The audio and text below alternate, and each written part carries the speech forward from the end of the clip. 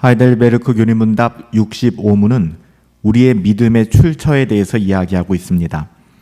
우리는 오직 믿음으로 그리스도와 그의 모든 은혜에 참여하게 되었습니다. 그렇다면 그 믿음은 어디에서부터 오는 것입니까? 이렇게 묻고 있는데요. 우리가 성경적인 복음 설교를 들을 때, 그리고 성령 하나님께서는 그 설교를 통하여 역사하시고 우리 마음속에 믿음이 일어나게 하시죠.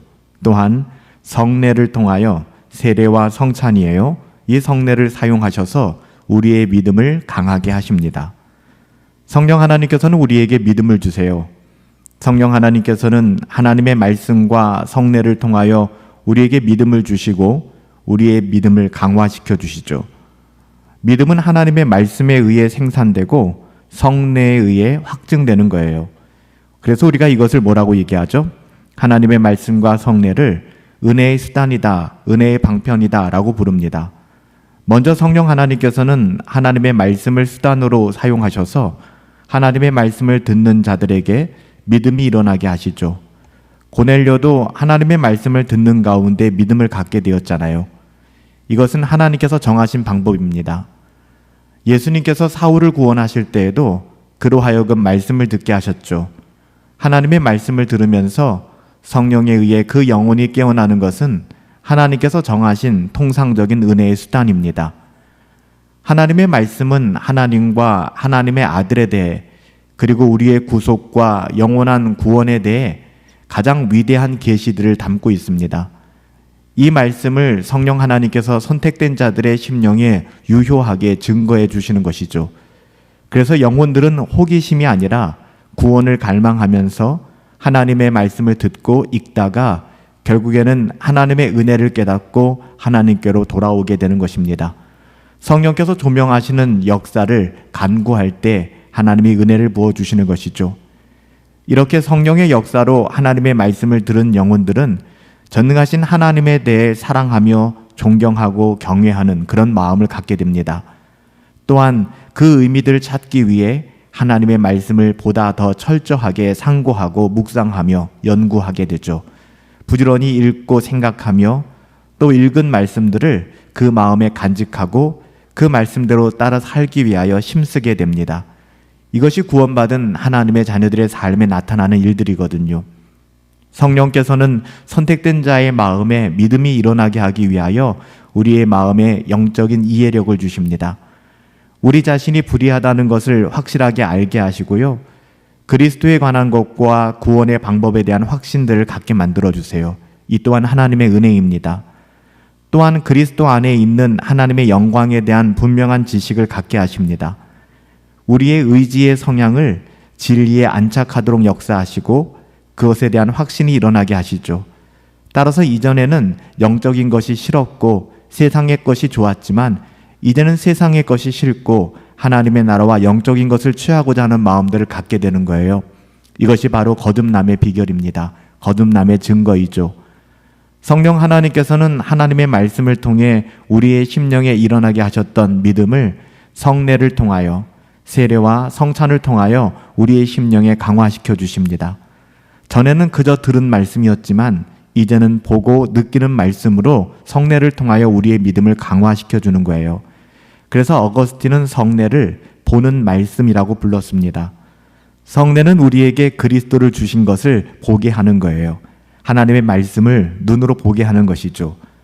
우리가 그 안에 있음을 확신하게 되고 그 안에 있는 영적인 은혜를 누리고 있음을 눈으로 확인할 수 있게끔 도와주는 것, 이것이 바로 성례입니다. 에티오피아의 내시는 세례를 받기를 원했죠. 그는 세례를 통하여 구원을 받으려고 했던 것이 아니에요. 그는 그의 믿음의 확증을 원했던 것입니다. 그는 그리스도를 깨달아 믿음으로 약속된 구원을 붙잡았습니다. 이처럼 믿음이 강화되어야 될 이유는 우리의 죄성과 악한 세상이 계속해서 우리를 공격하기 때문에 그래요. 그렇기 때문에 하나님께서는 하나님의 말씀으로 우리를 구원하시지만 또한 성례를 통하여 우리의 믿음을 강화시켜 주시는 거예요.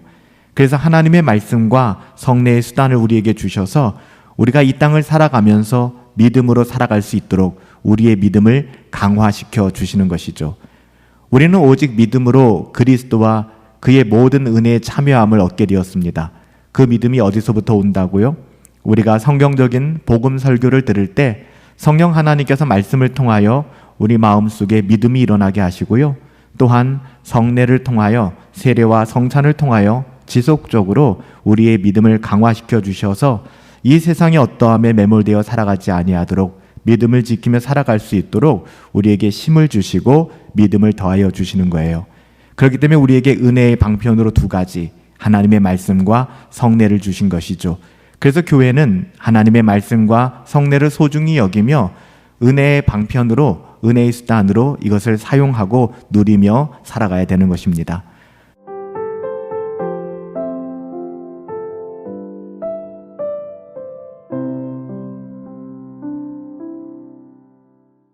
하이델베르크 교리 문답 66번째 질문은 성례에 대해서 묻고 있습니다. 성례란 무엇입니까? 성례란 하나님께서 목적을 가지고 정하신 것으로 눈에 보이는 거룩한 표식이며 날인입니다. 성례를 사용하여 복음의 약속을 좀 더 명확하게 이해할 수 있게 하시며 하나님께서 친히 자신의 약속을 보증해 주신 것입니다. 하나님께서 약속하신 복음이란 그리스도께서 단번에 십자가에서 영원한 속죄를 드림으로써 우리의 죄를 용서해 주시고 영생을 주신 것입니다. 여러분, 성례의 의미가 그래요. 성례는 눈에 보이는 표식과 인증으로 하나님 혹은 그리스도에 의해 제정된 것이죠. 성례는 보이지 않는 천상의 은혜를 나타내고 우리에게 확신을 주는 것입니다. 이렇게 눈에 보이는 표식은 눈에 보이지 않는 은혜와 관련되어 있는데요. 예를 들면 구약에서 아브라함으로부터 내려온 할례는 언약 백성으로서 하나님께 드려진 것을 나타내죠. 창세기 17장에 보면. 또한 유월절은 하나님께서 퍼부으실 심판을 넘어가게 유보시켜주는 그런 일이었습니다. 출애굽기 12장 13절이죠.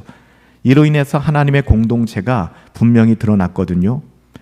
물이라고 하는 것은 깨끗하게 하는 것을 의미합니다. 정화를 의미하죠. 그래서 세례는 죄에서 정화된 것을 나타냅니다. 주의 성찬에서 떡을 떼고 포도주를 나누는 것은 십자가에서 그리스도께서 몸을 찢기시고 피를 흘리신 것을 나타내는 표식이었어요. 따라서 교부들은 성례를 눈에 보이지 않는 은혜를 나타내는 표식이라 이렇게 불렀습니다. 눈에 보이는 표식이기 때문에 직접 느낄 수 있었겠죠. 설교를 통해서 하나님의 약속된 그 말씀을 인식하고 깨닫지만 성례는 또 다른 한편 눈으로 보고 직접 느낄 수 있는 그런 것이었어요. 이것을 거룩한 것으로 부르는 이유는 거룩하신 하나님에 의해서 주어졌기 때문이고요. 믿음의 비밀들을 나타내기 때문입니다. 따라서 성례에는 목적이 있기 때문에 경외심을 가지고 사용해야만 합니다.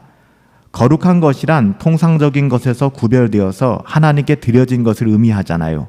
이것은 하나님에 의해 지정된 것으로 하나님의 약속을 나타내는 것입니다. 성례의 목적은 그리스도의 희생을 기념하여 믿음을 확증하기 위한 거예요. 성례를 통해 우리는 죄 용서함과 영원한 생명에 대한 확신을 갖게 됩니다. 성례는 표식으로 우리에게 믿음을 확증시켜 주고요. 특별히 복음의 약속들에 대한 확신도 우리에게 더하여 줍니다. 그러니까 성례는 우리가 약속에 대해 믿음을 가지도록 인도해 주는 것이죠. 이것은 단순한 표식으로 끝나는 것이 아니라 보증의 역할, 보증의 기능도 감당하고 있는 것입니다. 그리스도께서는 주의 성찬을 마지막 유월절과 연계하여 제정하셨는데요. 주의 성찬은 자신이 십자가에서 드리는 희생으로 우리에게 죄의 용서를 베풀어 주시고 영원한 생명을 허락하시는 복음의 약속을 확증하는 그런 기능을 감당했습니다. 성례는 말씀의 사역자에 의해서 시행돼요. 성례는 아무나 시행할 수 있는 것은 아니고요. 말씀의 사역자에 의해서 시행되는 것이고요. 성례의 가치가 그 집행자에 의해서 나오는 것은 절대 아닙니다. 즉 성례의 권위가 그 성례를 집행하는 자의 권위에서 나오는 것이 아니라는 것이죠. 오직 하나님의 말씀에 의해 효과를 가지는 것입니다. 개혁교회는 성례가 개인적이거나 사적으로 시행되는 것에 대해서 반대해 왔습니다. 특히 개인적으로 급하게 세례를 베푸는 것을 반대했죠. 주의 성찬에 참여한다고 할 때 이는 실제적 교통 혹은 상호 참여를 의미하기 때문에 공적으로 시행되어야만 하는 것입니다. 우리가 성례에 대해서 살펴보았습니다. 성례는 하나님이 특별한 목적을 가지고 정하신 것인데요. 즉 거룩한 눈에 보이는 표식이며 날인이라고 했습니다. 성례를 사용하여 복음의 약속을 좀 더 명확하게 이해할 수 있게 되었고요.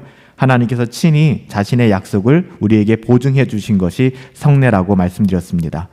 하나님께서 약속하신 복음이 어떤 것이었습니까? 하나님께서 약속하신 복음이란 그리스도께서 단번에 십자가에서 영원한 속죄를 드림으로써 우리의 죄를 용서해 주시고 영생을 허락하여 주신 거예요. 우리가 은혜의 방편으로 하나님의 말씀과 성례에 대해서 배웠습니다. 우리가 하나님의 말씀에 대해서는 어느 정도 잘 알고 있는데 성례가 무엇인가, 어떤 의미를 가지고 있는가에 대해서는 잘 모르고 있는 것 같아요. 오늘 하이델베르크 교리문답 제66문을 통하여 성례란 무엇인가, 성례의 의미에 대해서 배웠는데 우리에게 주신 은혜의 방편 성례를 가지고 우리가 우리의 믿음을 강화시켜서 하나님의 자녀답게 이 거친 세상 믿음으로 살아갈 수 있게 되기를 예수님의 이름으로 축복합니다.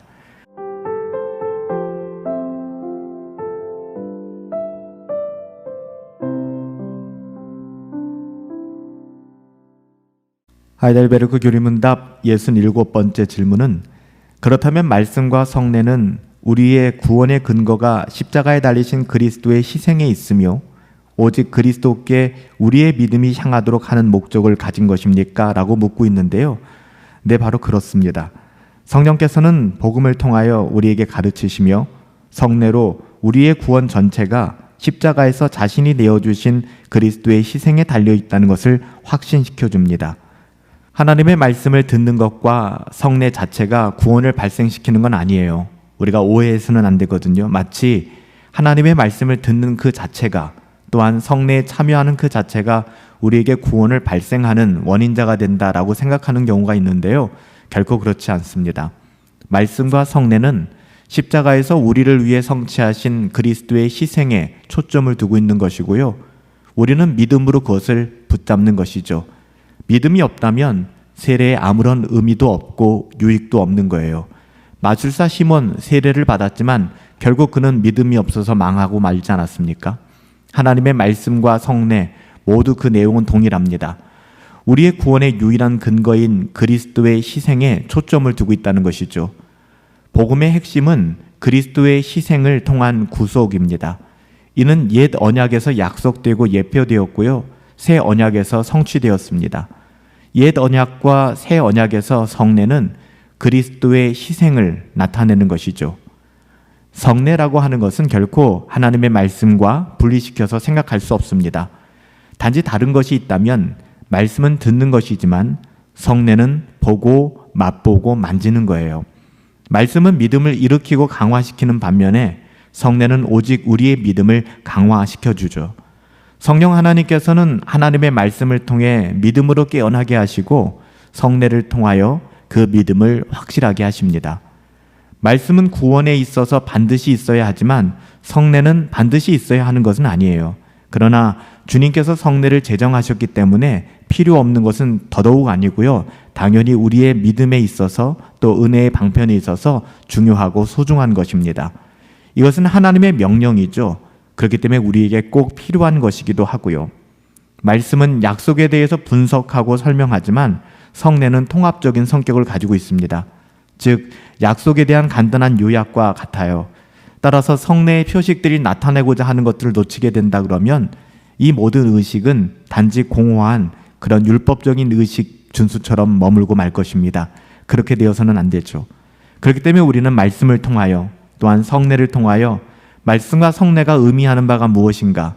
말씀과 성례는 둘 다 십자가에서 우리를 위해 성취하신 그리스도의 희생에 초점을 두고 있다라고 말씀드렸어요. 그래서 그것을 무엇으로 받아야 된다고요?